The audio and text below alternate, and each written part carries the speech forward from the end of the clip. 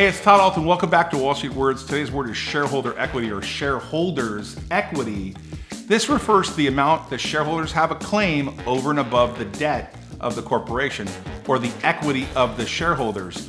When you look at a capitalization table, the shareholders own the company and they're the last to get paid.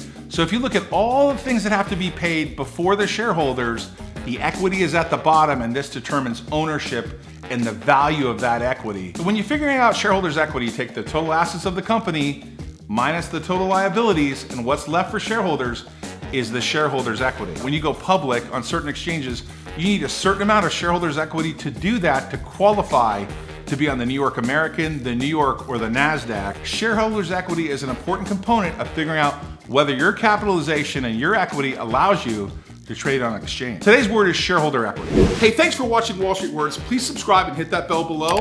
If you think this video adds value, please share it with somebody. By the way, if you want to watch more Wall Street Words videos, there's 2 videos right here you can watch right now. There's new videos every day. Thanks for watching Wall Street Words.